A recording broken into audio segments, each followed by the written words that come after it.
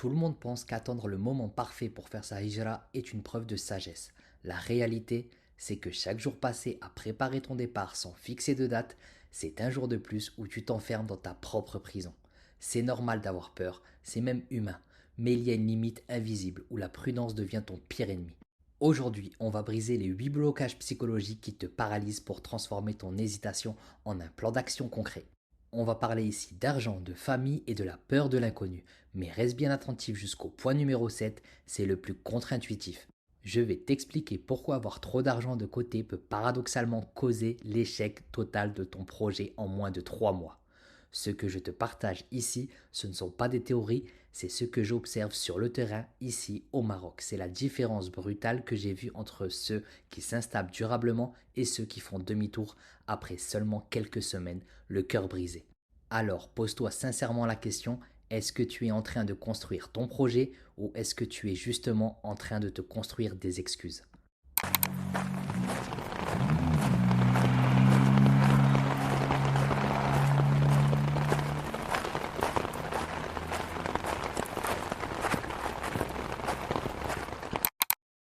Souvent, ce qui bloque, ce n'est pas un refus clair. C'est cette idée qu'on se répète en boucle. Pas maintenant. On se dit que c'est plus raisonnable d'attendre. Attendre que les enfants grandissent un peu, attendre qu'ils entrent à l'école, attendre de finir tel projet, attendre d'être plus stable, plus prêt, plus aligné. Et sur le papier, tout ça a du sens. C'est logique, c'est réfléchi. Ce ne sont pas des excuses absurdes, sauf que la vie, elle, ne s'arrête jamais. Pendant que tu attends le bon moment, il se passe des choses. Le travail prend plus de place, les enfants grandissent, les projets s'enchaînent, les habitudes s'installent. Et sans t'en rendre compte, tu construis, tu t'attaches, tu ajoutes des couches à ta vie actuelle. Au début, tu pensais attendre pour que ce soit plus simple, mais en réalité, plus tu attends, plus tu t'enracines. Plus tu investis ici, plus tu as à quitter plus tard. Ce qui devait être une pause devient un report. Et ce report finit par devenir un blocage. Parce qu'au moment où tu te dis c'est bon, maintenant je peux, il y a encore plus à perdre qu'avant, encore plus à laisser, encore plus à expliquer. Le moment parfait n'arrive presque jamais. Pas parce que tu fais mal les choses, mais parce que la vie est faite d'imprévus, de responsabilités, de nouvelles attaches permanentes. Et beaucoup de gens ne restent pas parce qu'ils ont choisi de rester, ils restent parce qu'ils ont attendu trop longtemps. Et souvent, juste après cette attente, arrive une autre peur. Pas celle du timing cette fois, mais celle de ceux qui nous attendent de l'autre côté. Parce qu'une fois qu'on se dit ok, imaginons que je parte, la première chose qui surgit, ce n'est pas l'enthousiasme. Et ce blocage-là, je le connais très bien. Je suis passé par là moi aussi. Avant de revoir mes attentes à la baisse, j'avais un schéma très précis en tête.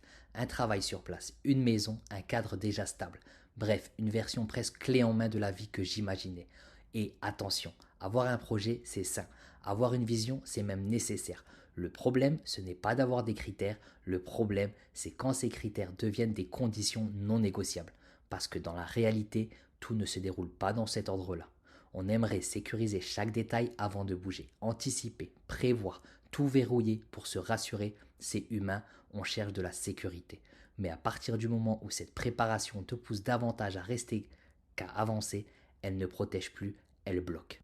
On se met alors à vouloir mieux là-bas que ici, un meilleur cadre, une meilleure situation, une stabilité immédiate. Comme si partir devait forcément être une montée en gamme dès le premier jour. Sauf qu'en réalité, quand on change de vie, on ne transpose pas. On recommence, on reconstruit. Et parfois, oui, on repart plus bas que ce qu'on avait. Vouloir cocher toutes les cases avant de partir, c'est souvent s'exposer à une attente sans fin.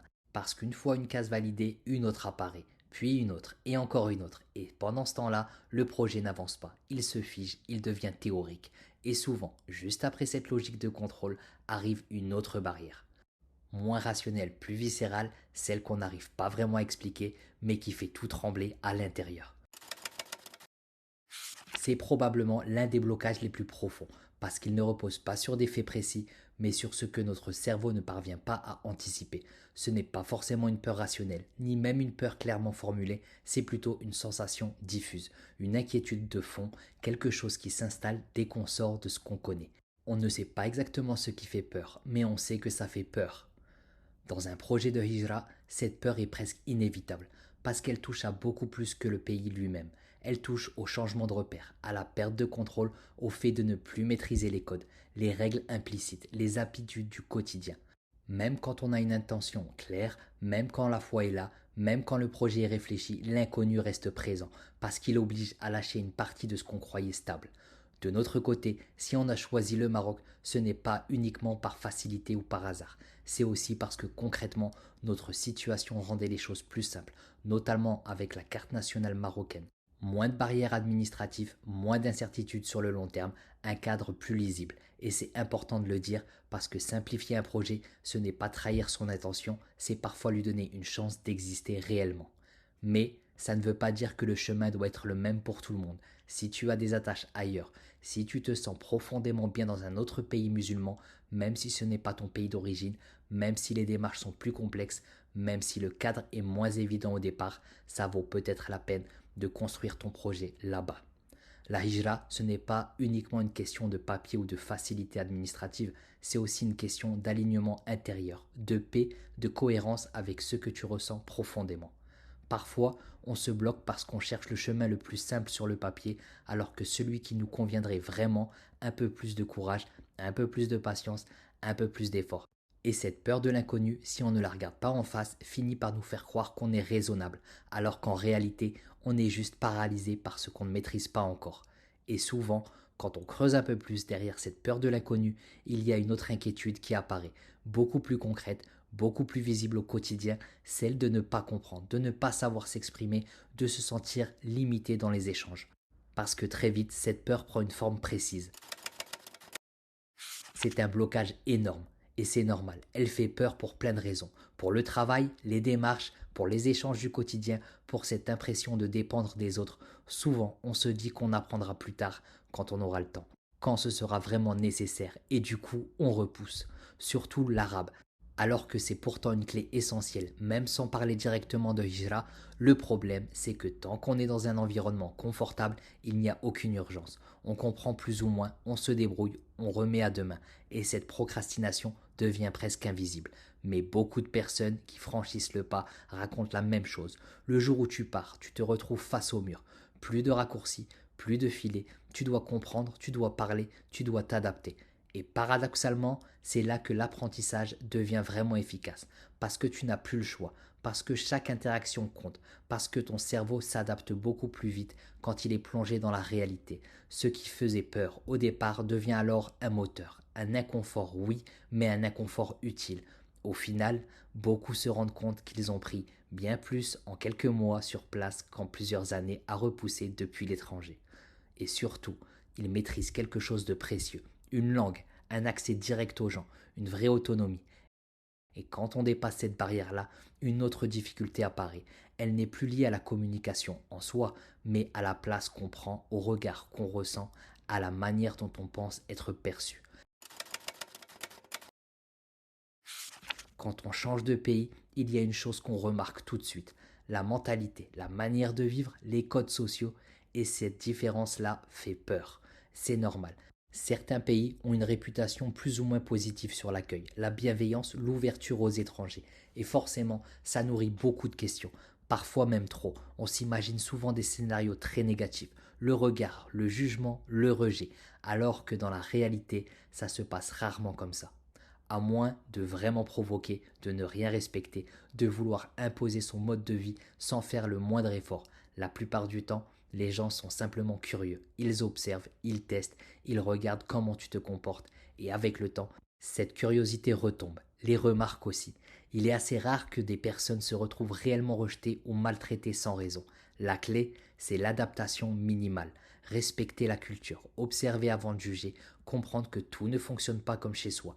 Mais le vrai sujet, au fond, ce n'est pas toujours le regard des autres, c'est plutôt une autre question, beaucoup plus personnelle. Est-ce que toi, tu es compatible avec cette mentalité, avec ce rythme de vie, avec cette manière de penser? Et c'est là que le choix du pays devient essentiel, parce que tous les pays musulmans ne se ressemblent pas. Entre le Maghreb et les pays du Golfe, par exemple, les mentalités sont très différentes. Le rapport au temps, le rapport aux relations, le quotidien, il n'y a pas de bon ou de mauvais choix, il y a surtout un choix qui te correspond ou pas. Et même quand on trouve un pays qui nous correspond, il reste encore une peur très forte, souvent silencieuse. C'est sans doute l'un des blocages les plus forts. Pour beaucoup de personnes, c'est même le plus difficile à envisager. Certains ne se voient tout simplement pas vivre sans leurs proches à côté, sans les parents, sans les frères et sœurs, et encore moins dans un autre pays. Il y a l'attachement bien sûr, mais il y a aussi la peur, la culpabilité, la crainte de laisser derrière. Et ce qui est intéressant, c'est que très souvent ce blocage n'est pas à sens unique. Les parents aussi aimeraient parfois partir, les proches aussi ressentent un malaise, une fatigue, un manque, mais eux aussi ont leur peur, leur rage, leur confort, leur stabilité. Du coup, tout le monde attend, chacun regarde l'autre, personne n'ose vraiment faire le premier pas. Et parfois, il suffit d'une personne, une seule, qui décide de bouger.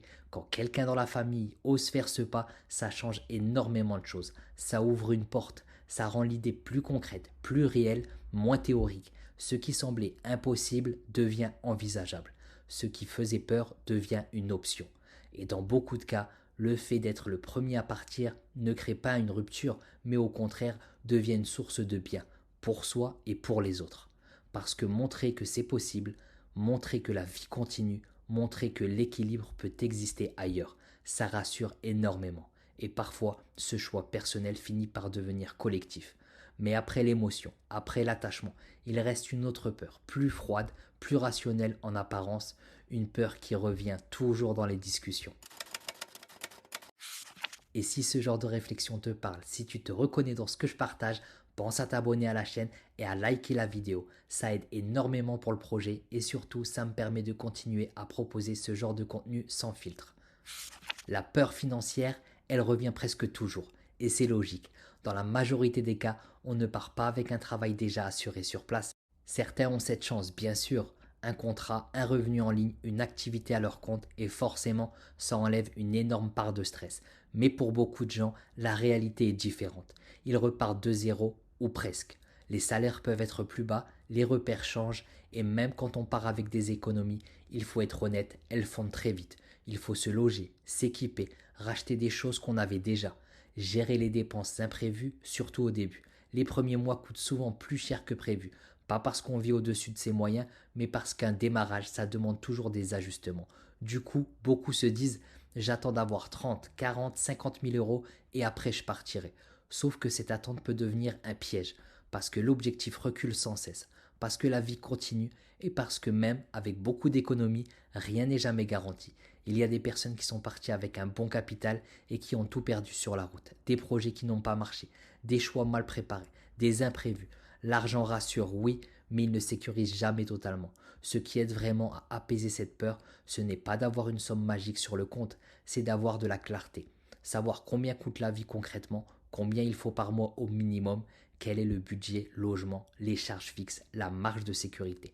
Mettre des chiffres, même approximatifs sur ces peurs, parce que ce qui paralyse le plus, ce n'est pas le manque d'argent, c'est le flou.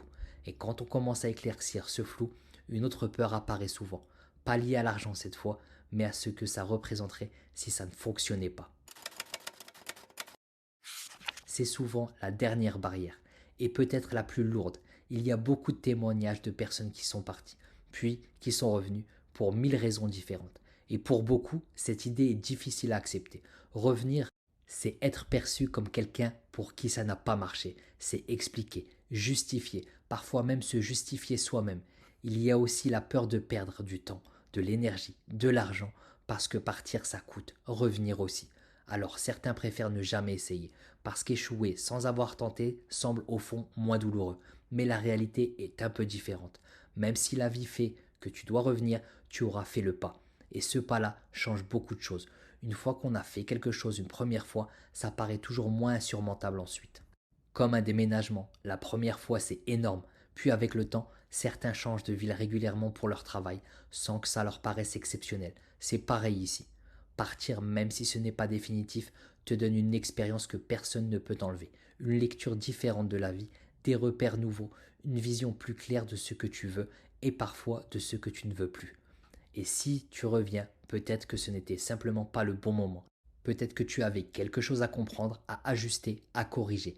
Revenir ne veut pas dire avoir échoué, parce que Parfois, ça veut juste dire que le chemin n'était pas terminé. Et souvent, les personnes qui repartent une deuxième fois le font avec beaucoup plus de lucidité, moins d'illusions, moins de peur, plus de clarté. Si ce sujet te parle, j'ai d'ailleurs fait une vidéo entière là-dessus sur pourquoi certains partent et reviennent. Ça peut t'aider à mettre des mots sur ces peurs et surtout à éviter certaines erreurs. Parce qu'au final, la vraie question n'est pas de savoir si tu vas réussir ou échouer, mais ce que tu regrettes le plus, avoir essayé ou ne jamais avoir osé. La hijra ne commence pas le jour où tu prends un billet d'avion, elle commence le jour où tu arrêtes de te raconter des histoires. Tant que tu attends d'être prêt, stable, rassuré, sécurisé à 100%, tu ne construis pas un projet. Tu construis une excuse confortable pour ne pas bouger. Il n'y a pas de moment parfait, il n'y a pas de chemin sans peur, il n'y a que des décisions assumées ou des regrets différés. Alors sois honnête avec toi-même, lequel de ces blocages te retient vraiment aujourd'hui? L'argent, la famille, la peur de l'échec ou simplement le fait de sortir de ce que tu connais? Dis-le moi en commentaire. Merci d'avoir regardé cette vidéo jusqu'au bout. Si ce genre de contenu te parle, abonne-toi à Immersion Maroc et mets des likes. C'est comme ça que la chaîne continue d'exister sans détour, sans filtre. A très vite sur Immersion Maroc.